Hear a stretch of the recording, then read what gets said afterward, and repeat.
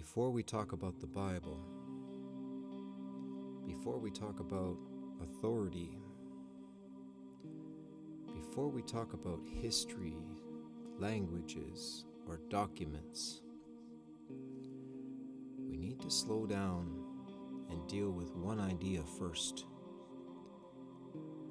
Because if this idea is not clear, everything else will feel confusing. Not confusing because the Bible is unclear. Confusing because we won't understand how meaning works. So let's begin very simply. Where does meaning come from? Most people never stop to think about that question. We read words every day. We speak every day. We text every day. And we assume meaning just exists automatically. But meaning does not float in the air. Meaning is not stored inside letters. Meaning is not inside ink on paper. Meaning is not inside sound waves. Words are themselves are empty. They are tools. They are containers. They are symbols. Meaning only exists inside the mind of a person. When someone speaks, they already have a thought. They already have an idea. That idea exists before the words. The words are chosen to try to carry that idea from one mind to another. That is what communication is. Communication is not words. Communication is the transfer of meaning from one person to another person. This means something very important. Meaning does not begin when you read something. Meaning begins when someone intends something. The speaker comes first. The writer comes first. The meaning already exists before the words ever reach you. Let's think about something ordinary. If I send you a message that says, "I'll be there later," that sentence already has meaning. But you might ask yourself, later today? Later tonight? Tomorrow? Next week? The word didn't change. The letters didn't change. So why does the meaning feel unclear? Because the meaning is not inside the word. The meaning is inside the person who used it. The word later has a range. Only the speaker knows which point in that range they intended. If you misunderstand me, that does not change what I meant. It only changes what you understood. Misunderstanding does not rewrite meaning. It only hides it.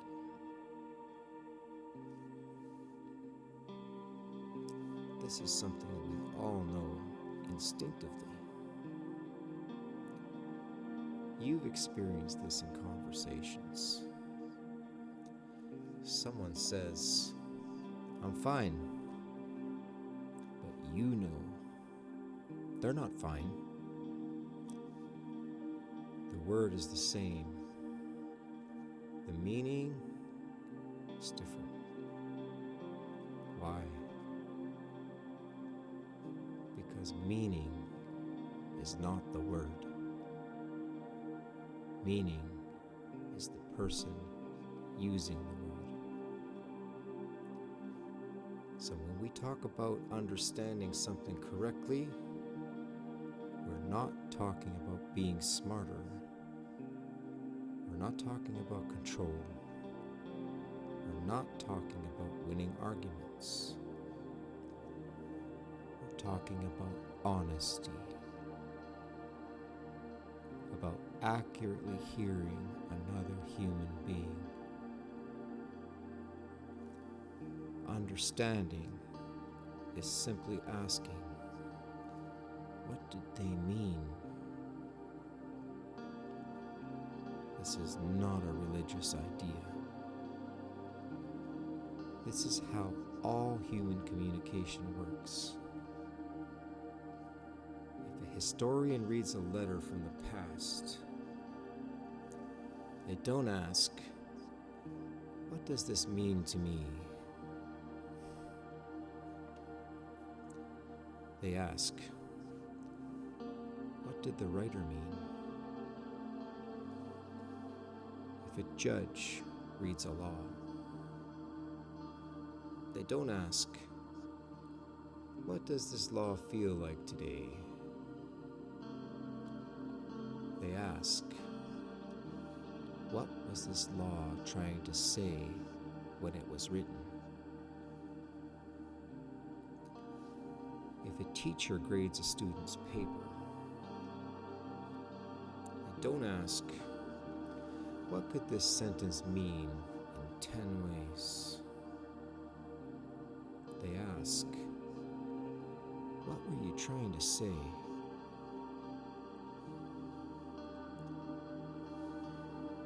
Every serious field that deals with writing works this way. Because if meaning came from the reader, no text could ever be corrected. Anyone could say, "Well, that's not what it means to me," and discussion would end. So here is the key idea we must understand before anything else. Reading does not create meaning. Reading discovers meaning. Meaning comes from a mind. Words are simply the bridge. Now here's where things get difficult. Because when we read something written long ago, the person who wrote it is no longer present. You cannot ask follow-up questions. You cannot hear their tone. You cannot see their facial expression. All we have are the words they left behind. And that creates distance. When distance exists, people naturally fill in the gaps. We fill them with our experiences, our definitions, our culture, our assumptions. Not because we're dishonest, because we're human. But when we do that, we risk replacing the author's meaning with our own. And this is where confusion begins. Not because the text is unclear, but because two meanings now exist. The meaning the author intended, and the meaning the reader assumes. When those meanings collide, someone must decide which one stands. That question, who decides meaning, is called authority. That's what we'll turn to next.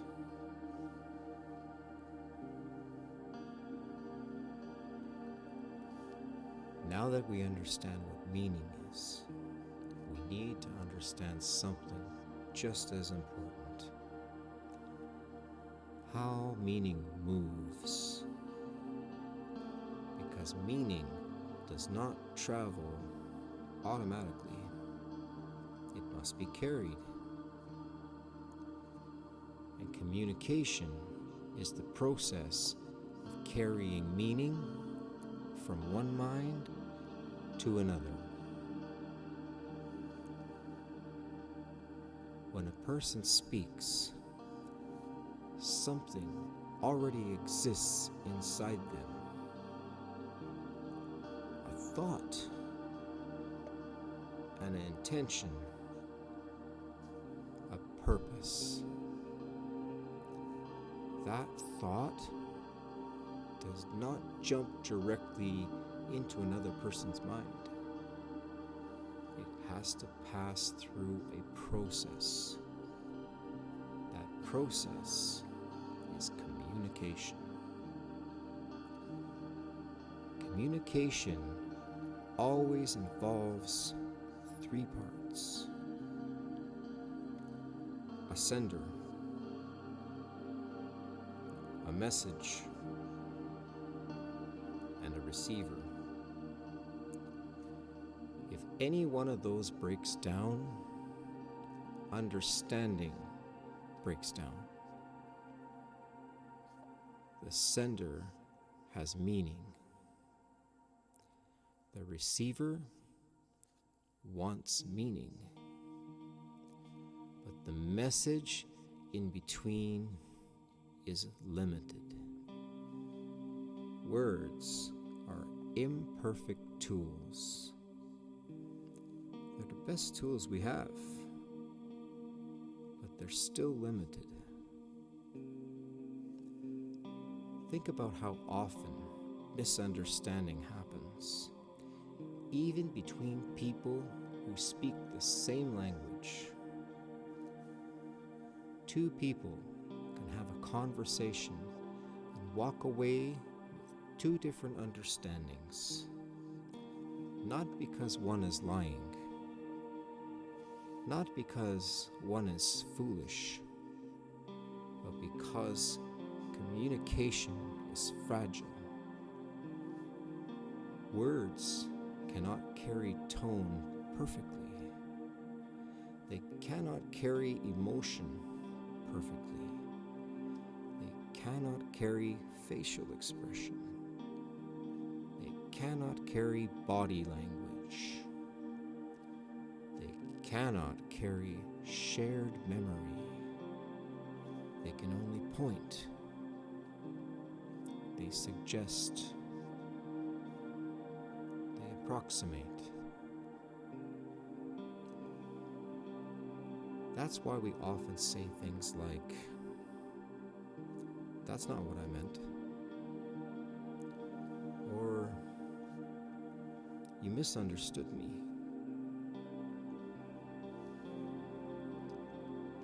Those sentences exist because communication is imperfect. Now think about this carefully.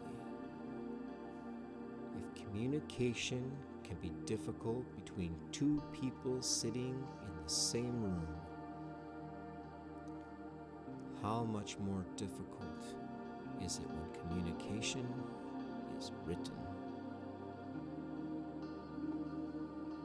writing removes even more information. There's no voice, no tone, no timing, no opportunity for immediate clarification. The writer must choose words carefully and trust the reader to understand them. This is why writing assumes shared understanding. Writers do not explain everything. They cannot. If they did, no book would ever end. So writers assume the reader knows certain things already. That assumption is called shared context. The writer and the reader live in the same world. They share culture. They share customs. They share language. They share assumptions. Because of that, much is left unsaid. Let's think about a modern example. If someone today writes, "I'll grab coffee on the way,"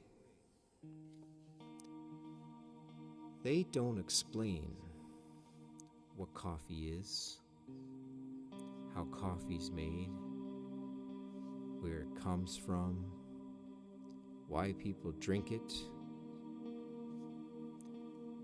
They assume shared knowledge because explanation is unnecessary when context is shared. Now here's the important point.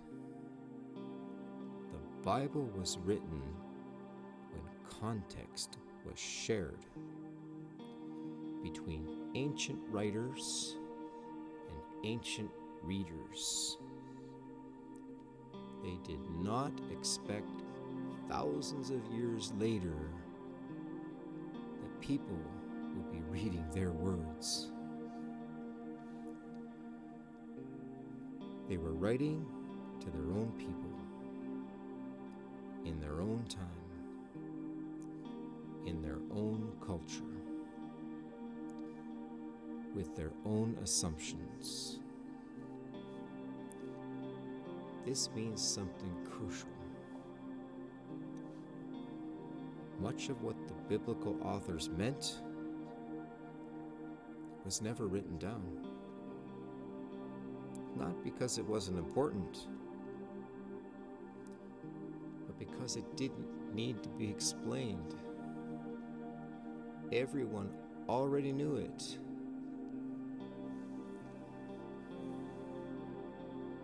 This is one of the biggest reasons modern readers struggle.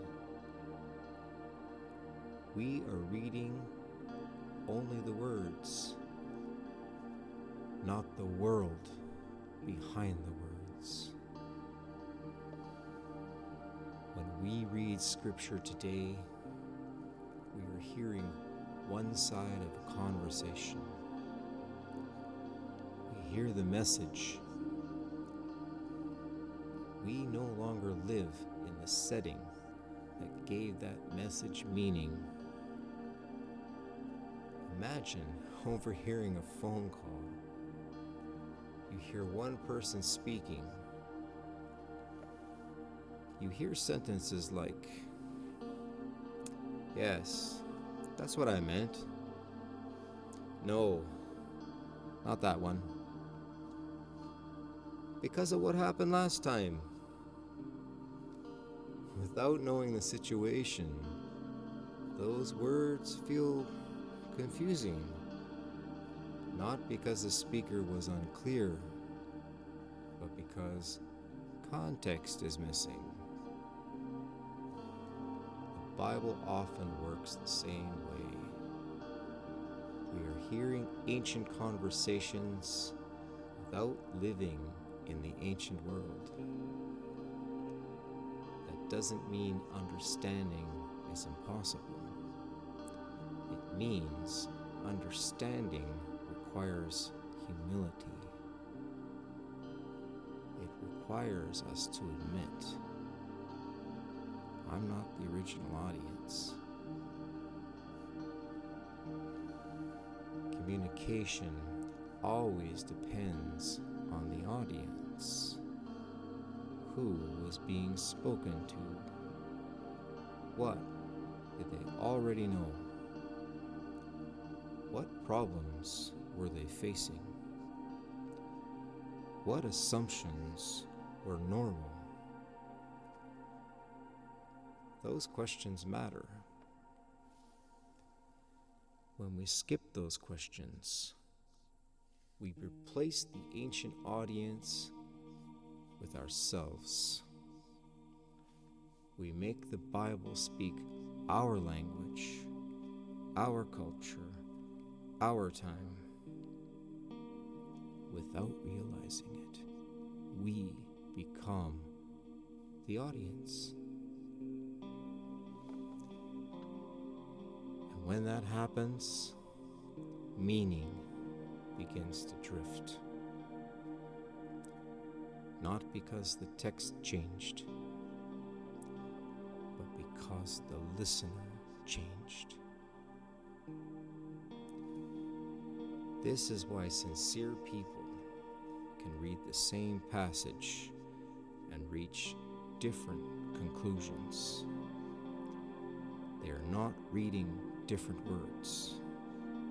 They are supplying different contexts. Communication does not fail because words are bad. Communication fails when sender and receiver do not share the same world.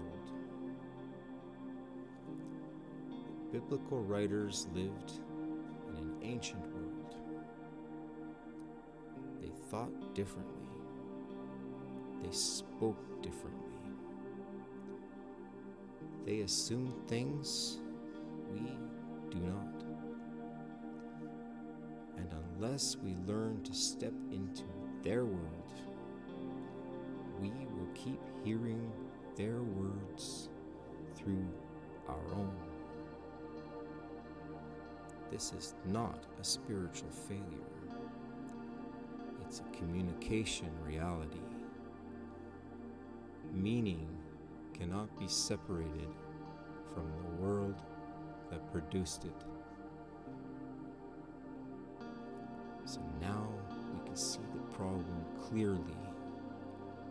Meaning lives in a mind. Communication carries that meaning.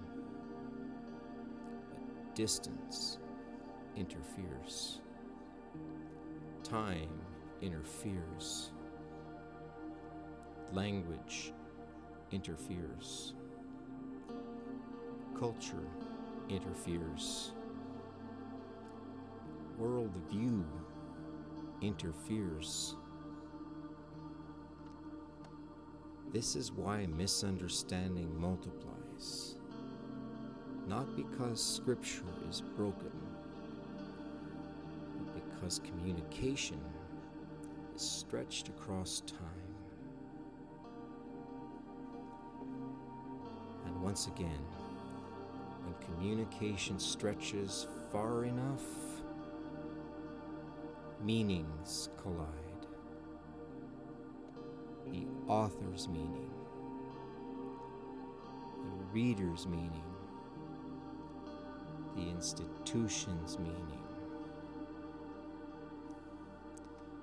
When that happens, a question must be answered. Whose meaning stands? That question is authority. And that is where we turn next.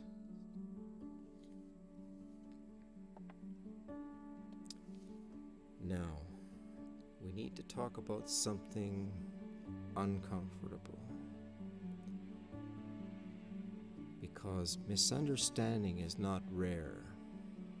It is normal. It happens every day. Even between people who love each other.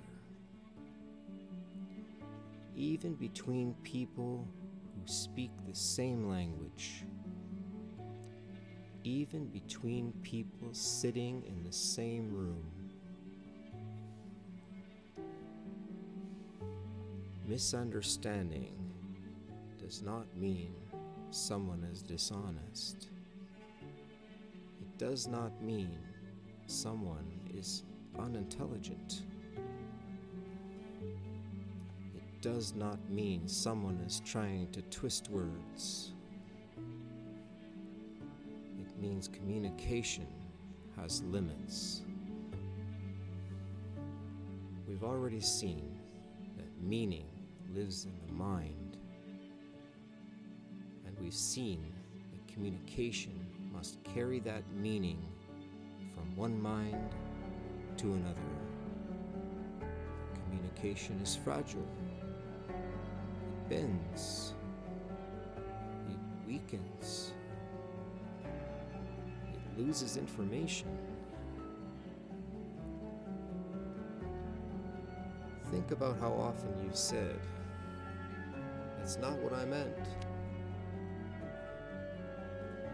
Or, "You misunderstood me."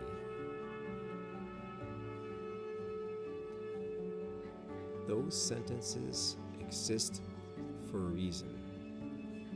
They exist because misunderstanding is part of being human. Now notice something important. When misunderstanding happens, two meanings are now present. The meaning the speaker intended, and the meaning the listener received. Both feel real. Both feel convincing. But only one came from the speaker. This is where confusion begins. Not when someone speaks, but when two meanings now exist for the same words.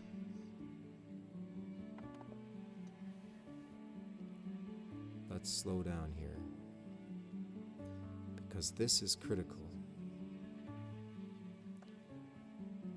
Misunderstanding does not erase the author's meaning. The author's meaning still exists, but the reader's mind now contains a different meaning.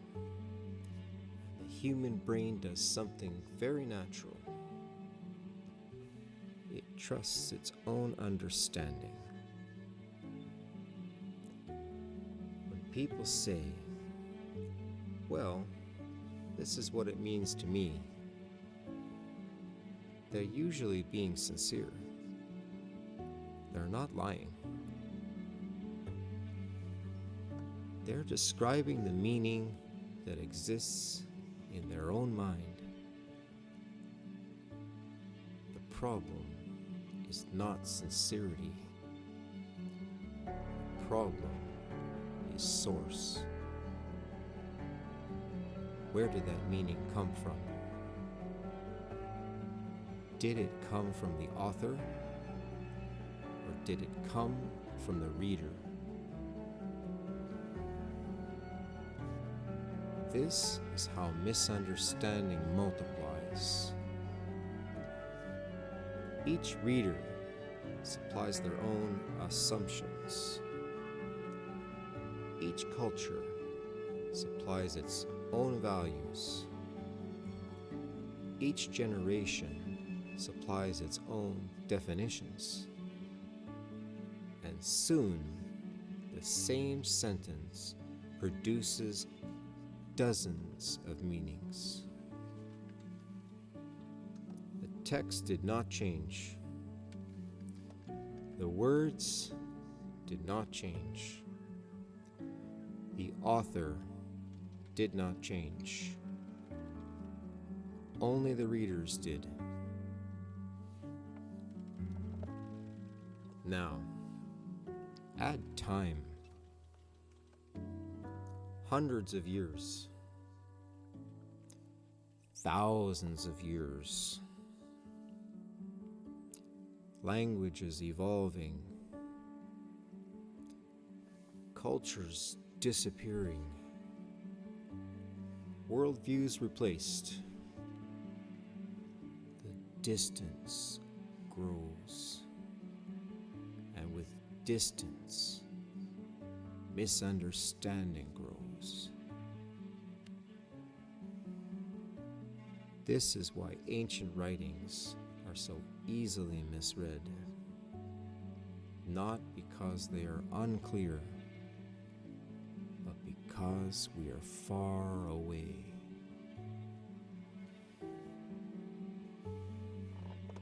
Imagine reading a message written 2,000 years ago without knowing how people lived, how families worked, how authority functioned, how honor and shame shaped behavior, how law was understood, how religion and daily life were intertwined.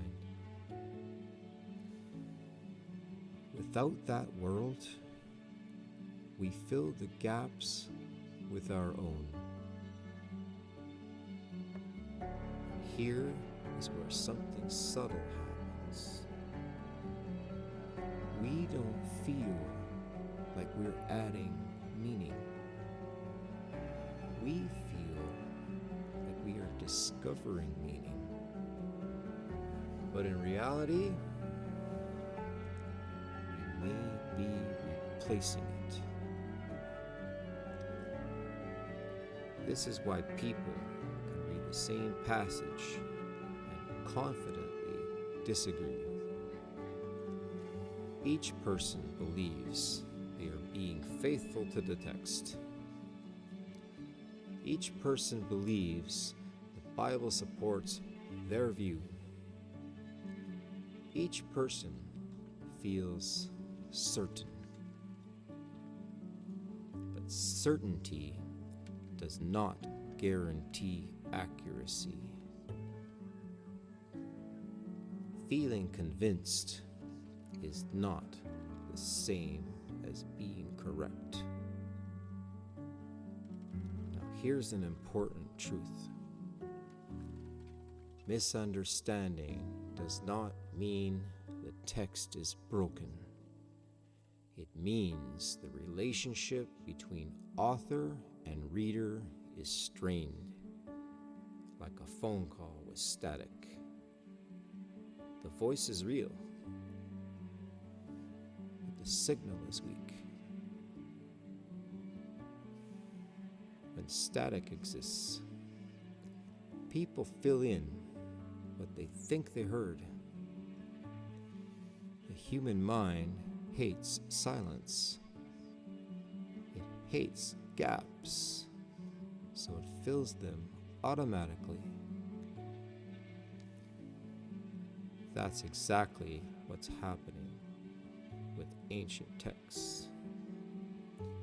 Where context is missing, the reader supplies it. When culture is unknown, the reader substitutes their own. When definitions are unclear, modern meanings are imported. This is not rebellion, it's human nature.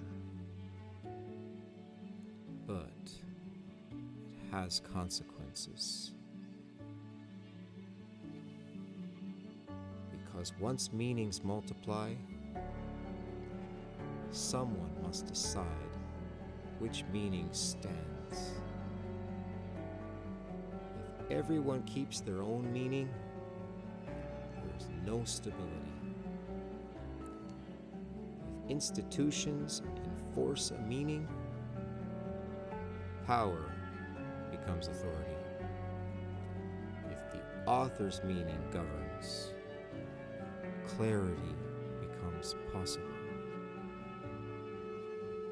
Misunderstanding is the doorway that leads directly to the authority question,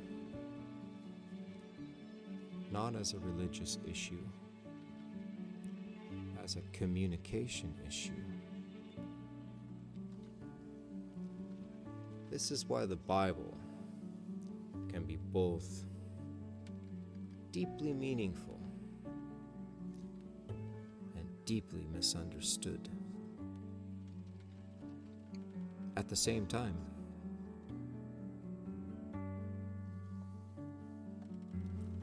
People are not confused because Scripture lacks meaning. They are confused because multiple meanings are competing. The author's meaning, the reader's meaning, the institution's meaning. When those meanings collide, something must decide. That deciding force is called authority. And until authority is settled, interpretation will never settle, which is why disagreement continues, which is why division persists, which is why clarity feels rare. So misunderstanding is not the enemy. It is the symptom. The real issue lies beneath it. If meaning lives in a mind, and communication carries meaning imperfectly, and misunderstanding multiplies meaning, then the next question becomes unavoidable. Who has the right to decide which meaning is true? That question is authority. That's where we go next.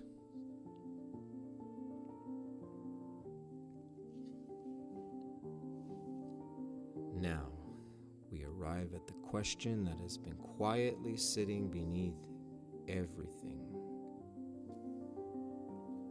Who decides meaning? Not who has the loudest voice, not who has the most followers, not who feels the strongest conviction. Who actually has the right to decide what a text means? Authority is not about control. It is not about power. It is not about dominance. Authority simply answers this question. When meanings collide, which meaning stands? We've already seen that multiple meanings can exist. The author has a meaning. The reader has a meaning. Institutions often teach a meaning. All three can exist at the same time, but they cannot all be correct. If meaning lived inside words, there would be no conflict. But meaning lives in minds. And that means conflict is unavoidable. So authority exists to resolve collision, not to silence thought, not to end questioning, but to determine source. Let's think about something familiar. If two people argue about what a contract means, whose meaning matters? The person reading it today, or the people who wrote and signed it? The court does not ask, "What does this feel like now?" The court asks, "What was this document intended to say when it was written?" Because authority flows from origin. The same is true with history. If a historian reads a letter from the past, they don't ask, "What does this letter mean in my culture?" They ask, "What was the writer trying to communicate in their world?"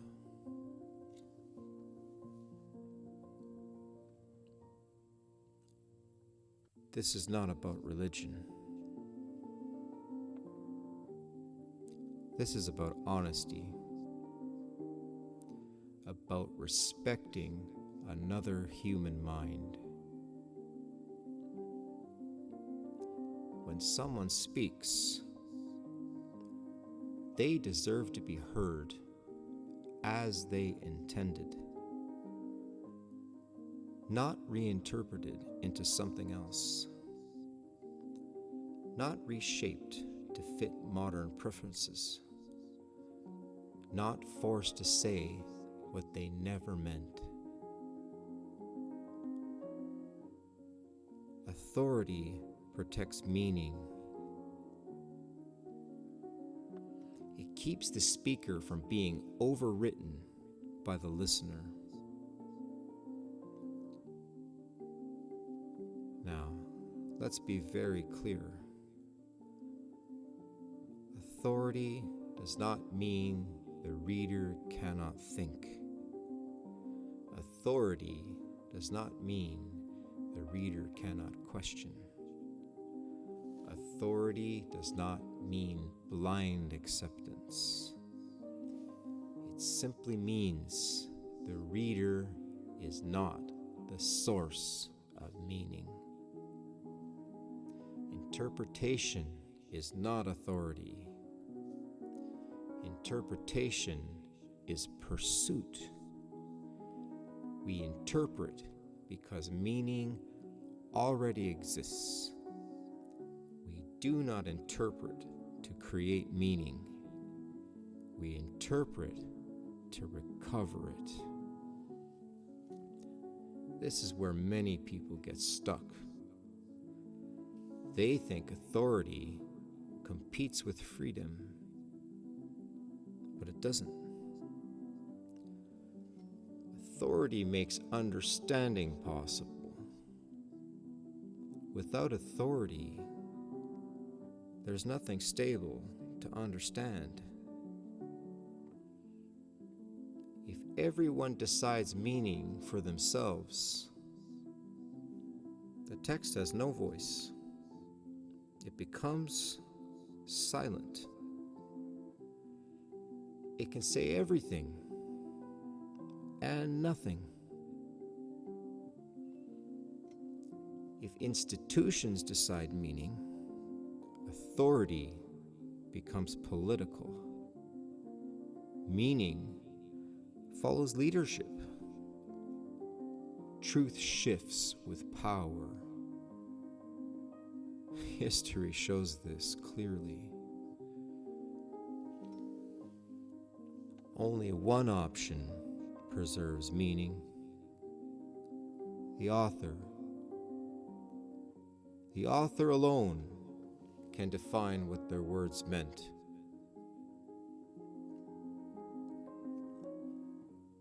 This is not a theological claim. It's a linguistic one. It applies to novels. It applies to letters. It applies to laws. It applies to history. It applies to Scripture. So when we talk about biblical authority, we are not talking about church authority. We are not talking about tradition.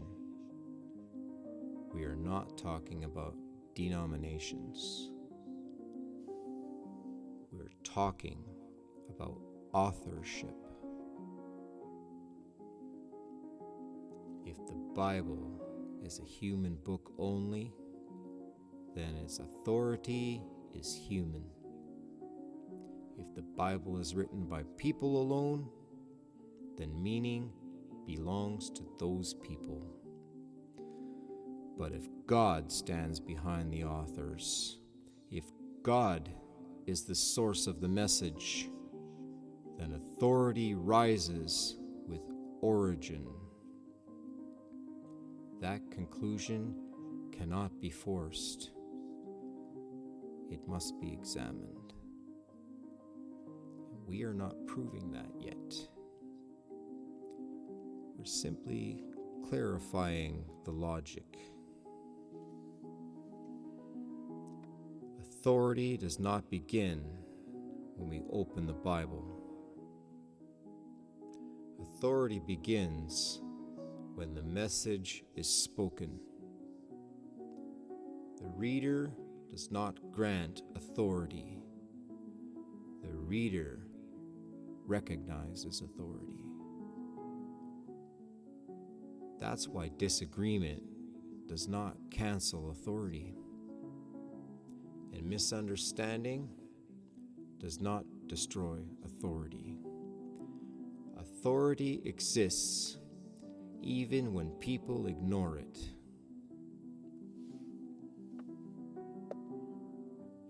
So now we can say this clearly. If meaning belongs to the author and authority belongs to the author, then understanding requires something from us. It requires humility. It requires listening. It requires entering another world. Which brings us to the next question. If the Bible was written by ancient authors, how did they think? How did they communicate? How did their world shape meaning? To answer that, we must step back into their time, into ancient writing, into ancient assumptions, into an ancient way of seeing reality. This is where we go next.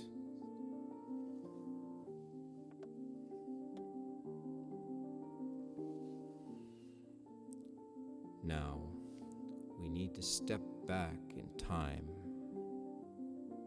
because the Bible did not come from a modern world.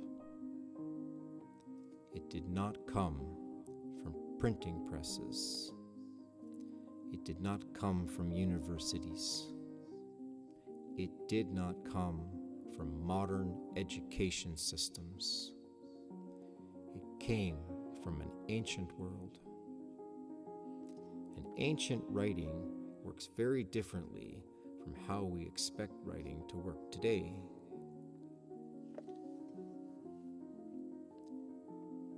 Modern people expect explanation. We expect definitions.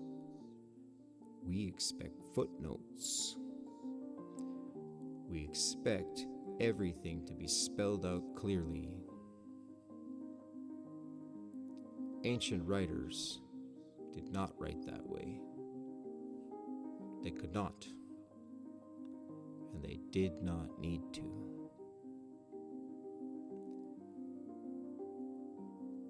Ancient writing was expensive. Writing materials were rare.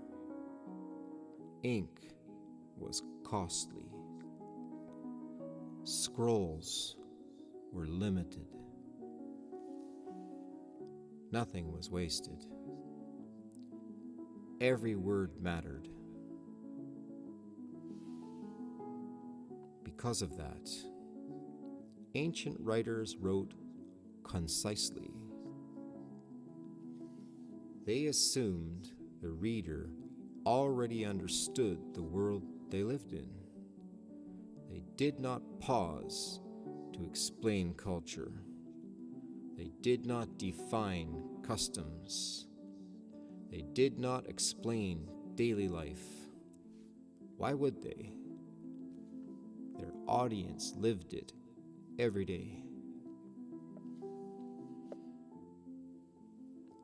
Imagine writing a message today and explaining,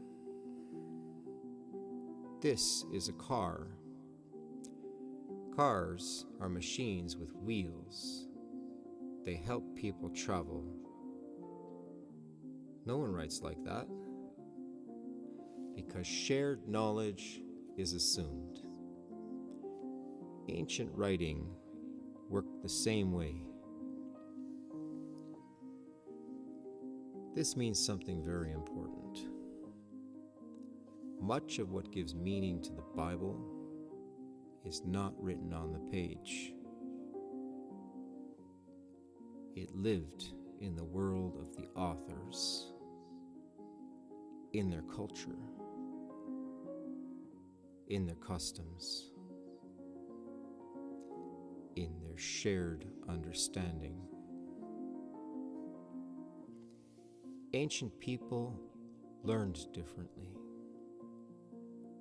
Most people could not read. Teaching was oral. Stories were memorized.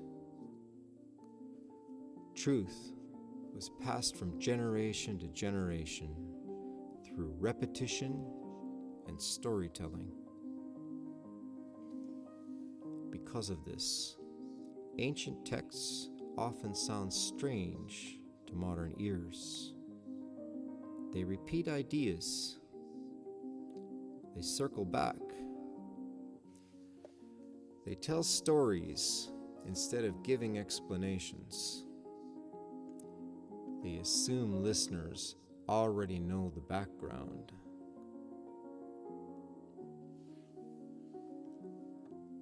Modern readers sometimes think repetition means confusion, but in the ancient world, repetition means emphasis. It helped memory. It shaped understanding. Ancient writers also thought in images. They used metaphors drawn from daily life. Shepherds, fields, families, kings, servants. Those were not poetic decorations. They were mental anchors. Ancient writing focused on function, not definition. It answered questions like, what is this for? What does it do? How does it affect life? Modern writing often asks, what is it? How does it work? How can we define it? These are different ways of thinking. If we read ancient writing with modern expectations, we become frustrated. We say, why doesn't it explain more? Why isn't this clearer? Why doesn't it define terms?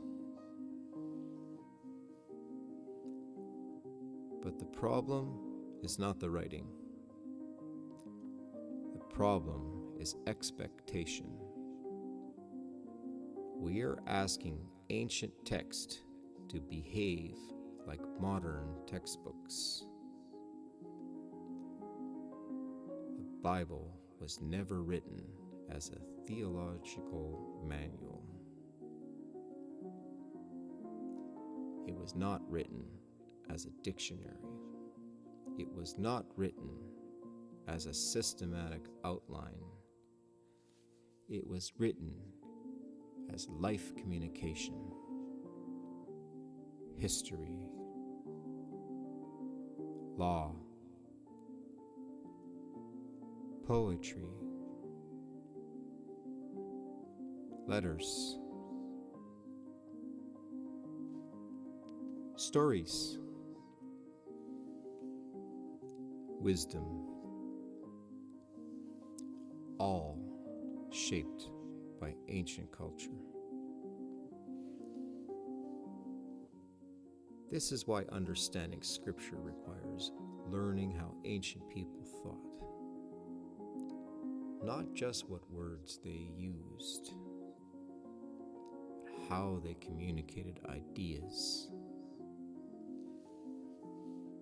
Ancient writers expected their audience to supply background. They expected familiarity. They expected memory. They expected shared worldview. We do not have that naturally. We must learn it. This does not make the Bible unreliable. It makes it human communication, just like every other ancient document. When historians study ancient texts, they do not complain that the authors failed to explain themselves. They study the ancient world. They learn customs. They learn languages. They learn social structures, because meaning lives in that world. The Bible deserves the same honesty, not special treatment, not dismissal, but the same respect given to any ancient writing. When we forget that the Bible is ancient, we unknowingly turn it into something else. We turn it into a modern book. We impose modern ideas, modern questions, modern assumptions. That is where misunderstanding multiplies. Not because Scripture is unclear, but because the world behind Scripture is unknown. This is why careful reading is slow. It requires patience. It requires humility. It requires letting ancient voices speak for themselves.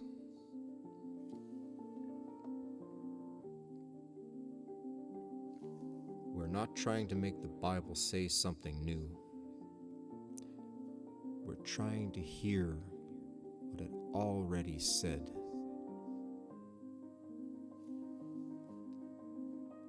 Understanding ancient writing does not weaken faith. It strengthens it. Because truth does not fear context.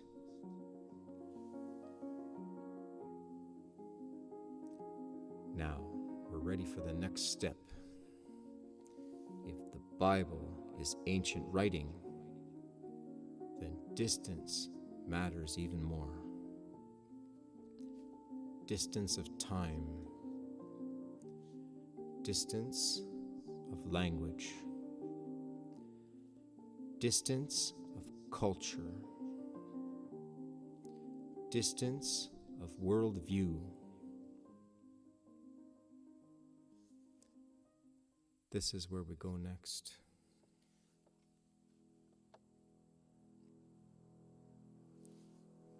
Now, we need to talk about distance, because distance is a silent factor behind almost all misunderstanding.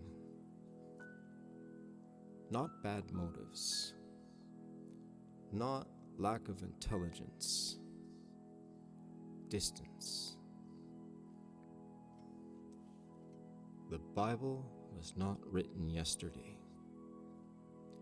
It was not written last century. It was written thousands of years ago. That time gap alone changes everything. Words change meaning over time. Languages evolve. Ideas shift. What a word meant in the ancient world may not be what it means today. For example, the word world does not mean the same thing now that it meant 2,000 years ago. The word faith does not mean the same thing. The word spirit does not mean the same thing. The word law does not mean the same thing. When we read ancient words with modern definitions, we unknowingly distort meaning. Not intentionally, automatically. Time creates distance, but time is not the only distance. Language creates distance. The Bible was not written in English. It was written in Hebrew, in Aramaic, in Greek. Every translation is an interpretation, not a wrong one, but a limited one. Languages do not map perfectly onto each other.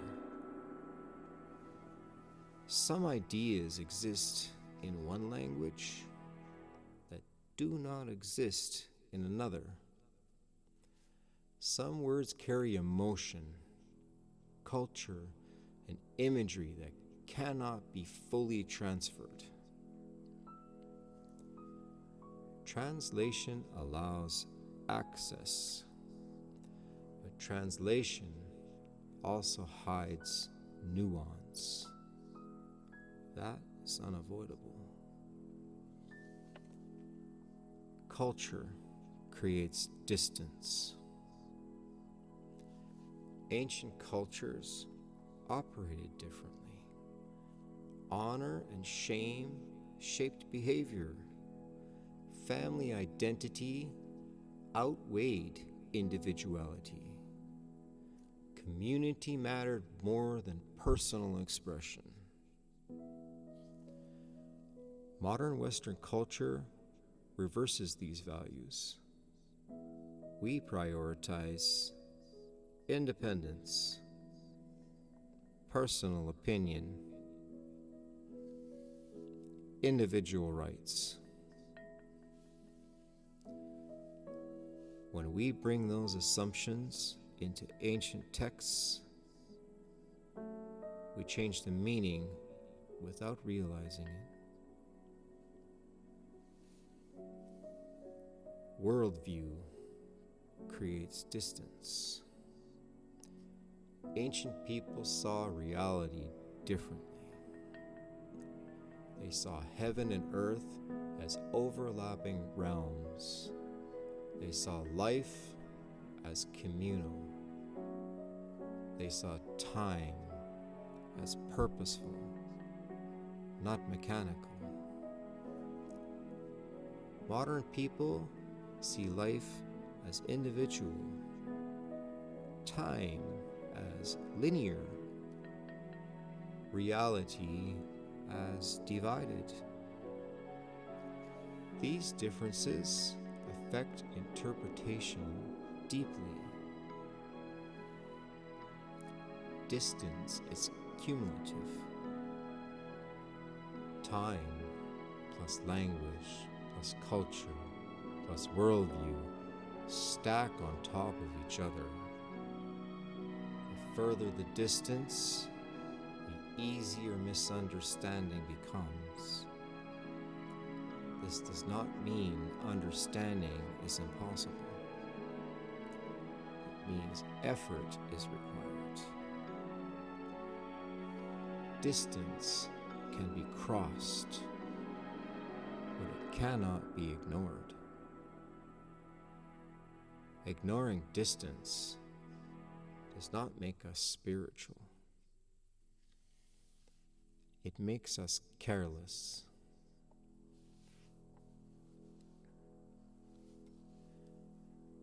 When people say, the Bible is simple, just read it, they often mean well.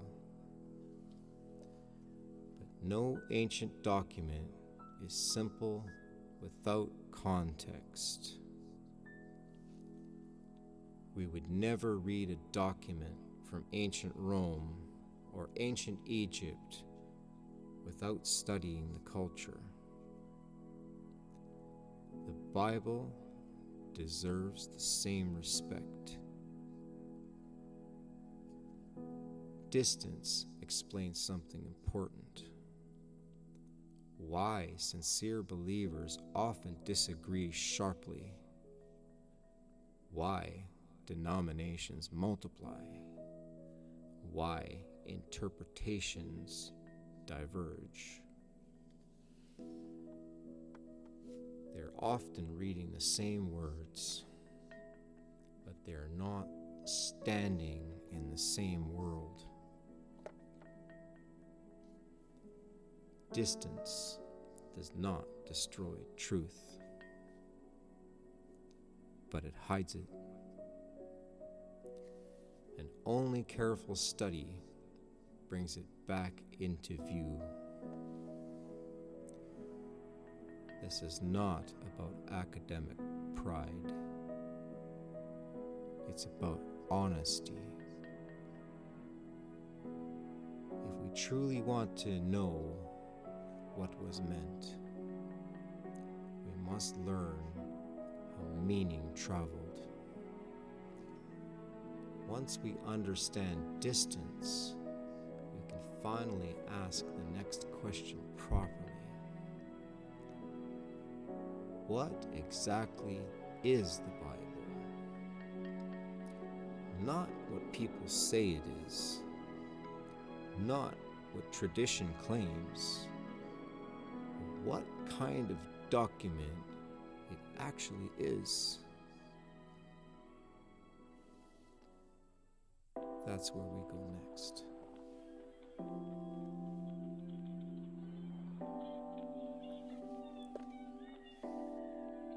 Now that we understand meaning, communication, misunderstanding, authority, ancient writing, and distance, we can finally ask the question properly. What is the Bible? Not what people call it, not what tradition says, not what critics assume, but what it actually is.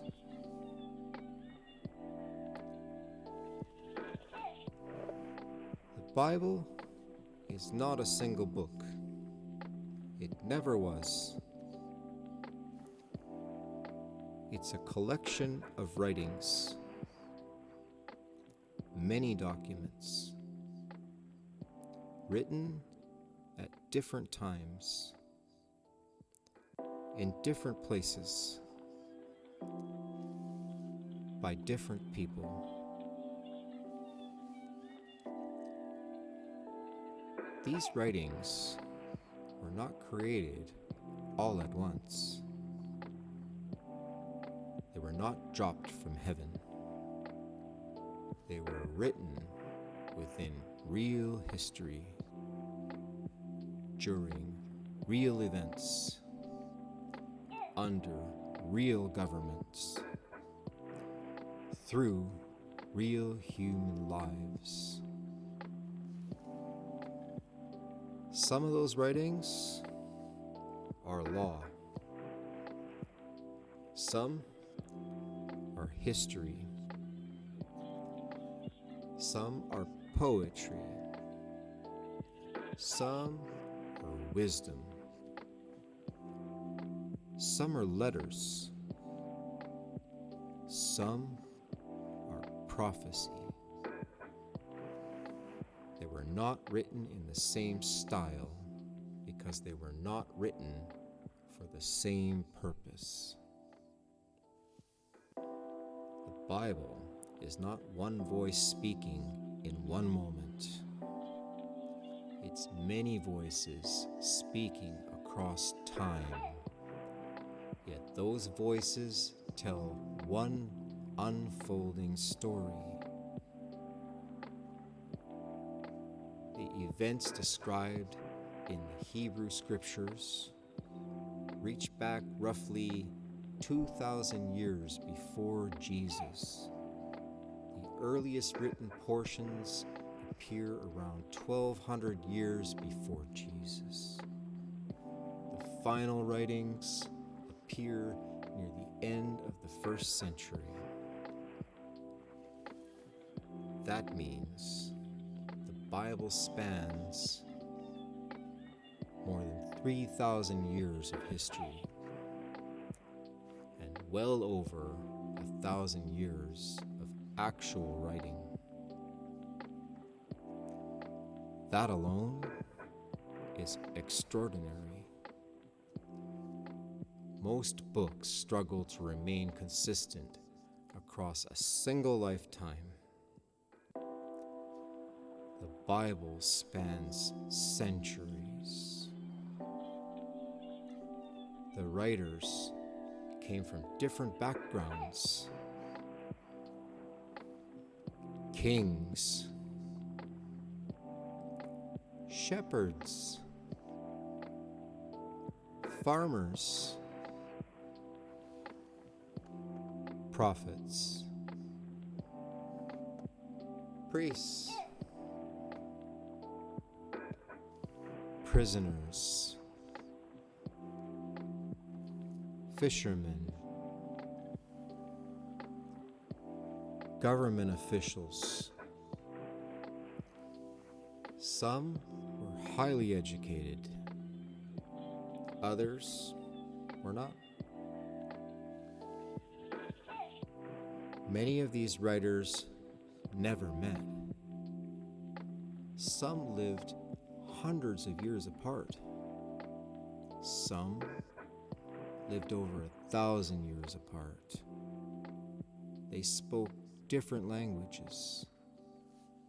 They lived under different empires. They faced different political pressures.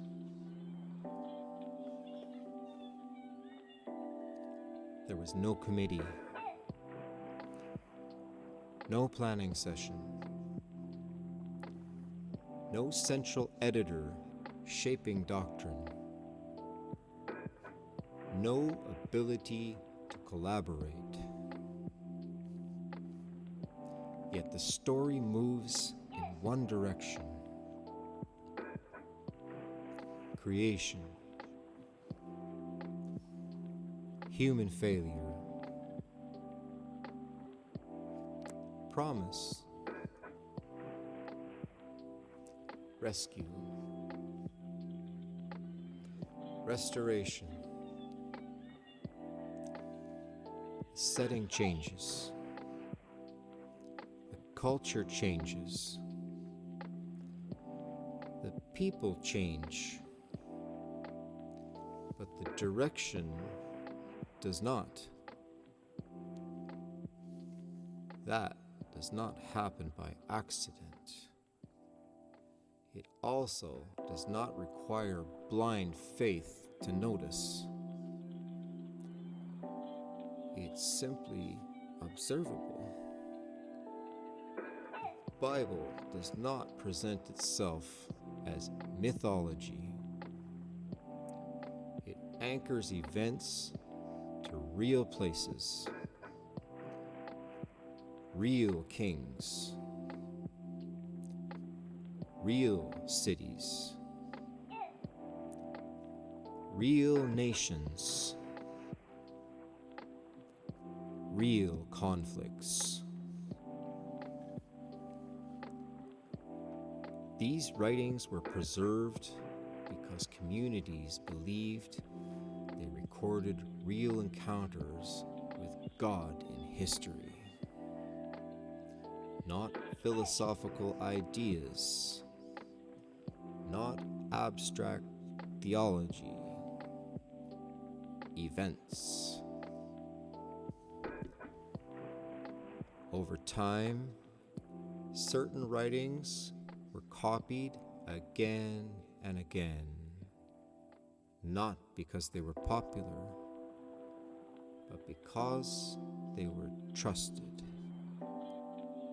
They were read publicly, memorized,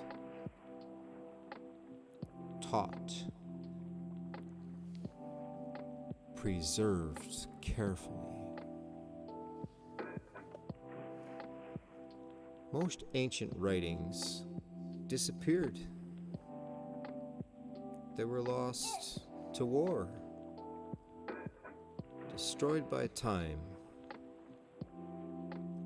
forgotten. The Bible did not disappear. That does not prove it's divine, but it raises a serious question. Why this collection? Why these writings? Why this survival? The Bible is not one book claiming authority. It is many writings pointing beyond themselves. Again and again, the authors claim, "This is not my message. This is what I was given. This is what was spoken." If that claim is false, then the Bible is human testimony, if that claim is true, then the Bible carries divine authority. Either way, the question must be examined honestly, not dismissed, not assumed, not caricatured.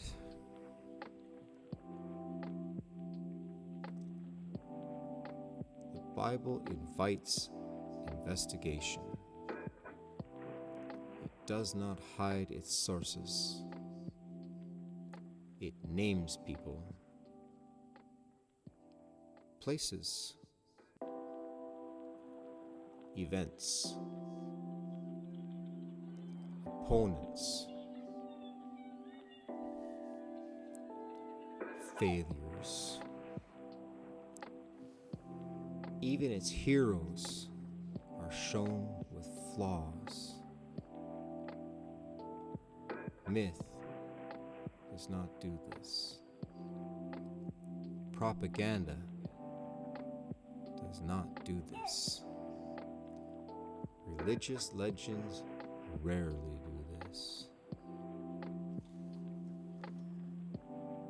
The Bible presents itself as a record of God interacting with humanity over time,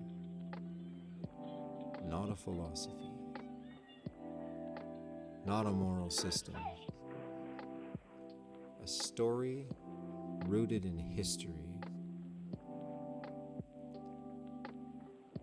This does not mean every passage is literal.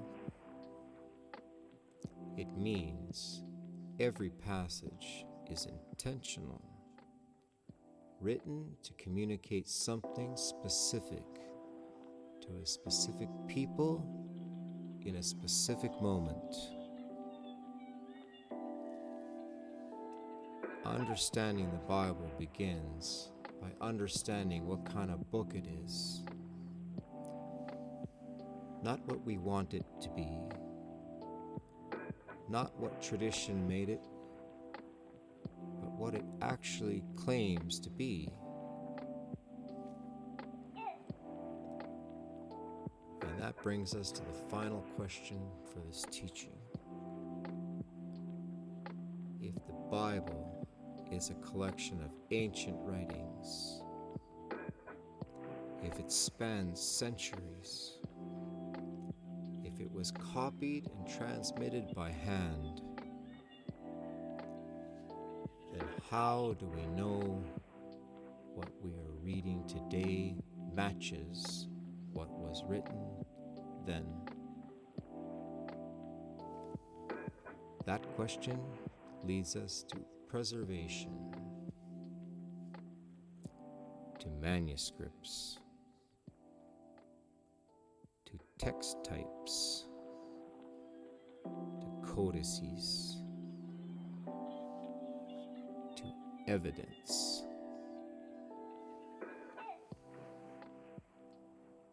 That's where we go next.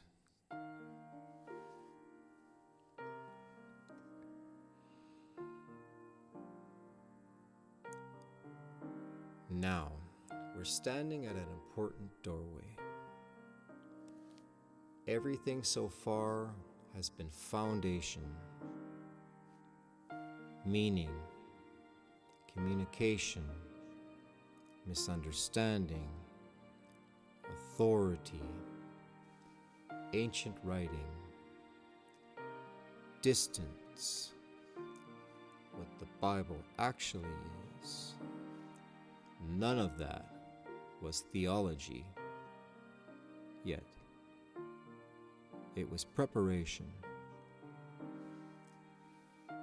Because before anyone can honestly accept or reject the Bible, they must first understand what kind of thing it claims to be. The Bible does not ask to be believed blindly. It asks to be examined. Its claims are historical. Its language is public. Its documents were copied openly. Its texts were read publicly. That means belief does not begin with emotion. It begins with evidence. If the Bible were simply mythology, there would be nothing to examine. Myths are vague. They float outside history. They avoid dates. They avoid names. They avoid verification. The Bible does the opposite. It names kings. It names cities. It names nations. It names enemies. It anchors itself in real time. That makes it testable. And anything testable can be challenged, which is exactly what has happened for centuries. Critics have not been silent. Skeptics have not been absent. Opposition has existed from the beginning. And that opposition has forced a question. Has this text been changed? If the Bible claims authority, then its preservation matters. If meaning belongs to the author, then the words must be reliable. If transmission failed, authority collapses. So the question becomes very specific, not emotional, not spiritual, specific.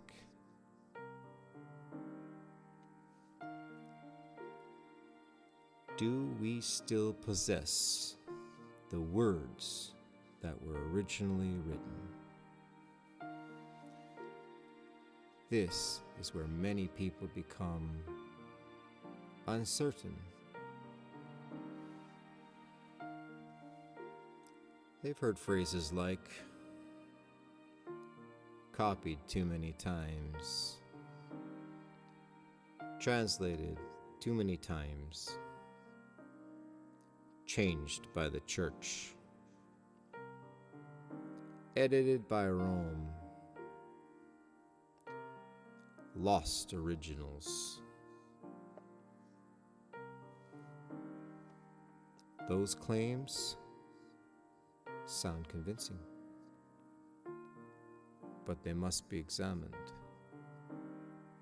not assumed,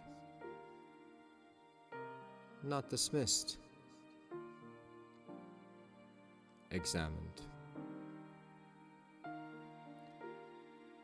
Because ancient texts are not evaluated by feelings, they're evaluated by manuscripts, by copies, by geography, by dating, by comparison. The Bible does not stand alone here. The same methods used to test Homer, Plato, Tacitus, Josephus are methods used to test Scripture. And when those methods are applied, something remarkable appears. Not perfection, but preservation. Thousands of manuscripts, copied across continents, in different languages, by different communities, often hostile toward one another. Yet the text remains stable. This did not happen because of centralized power. There was no printing press, no master editor, no single authority controlling copies. The text survived through distribution, through multiplication, through separation. When copies are scattered across regions, alteration becomes difficult. Changes cannot spread easily. Differences become visible. This is why scholars can reconstruct ancient texts, not by guessing, by comparison. When thousands of manuscripts agree, certainty grows. When they differ, those differences are documented, cataloged, studied.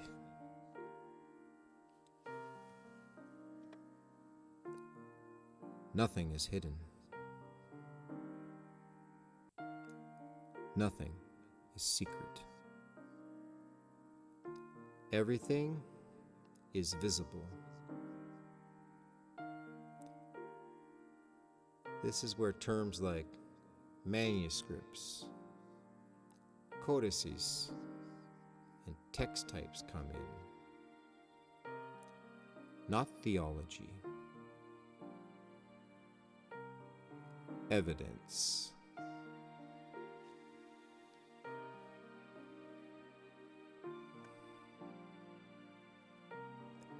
Alexandrian, Byzantine, Western, Latin, Greek, early and late witnesses. These are not church inventions. They are not academic categories used by believers and skeptics alike. This is where Scripture stands apart from mythology. Myths have no manuscript trail. Bible does. This is where confidence begins. Not confidence in a denomination, not confidence in tradition, confidence in evidence. The Bible does not survive because people wanted it to. It survives because the data supports it.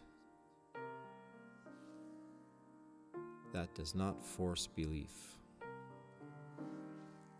but it removes excuses. Faith does not begin where evidence ends. Faith begins when evidence has been heard.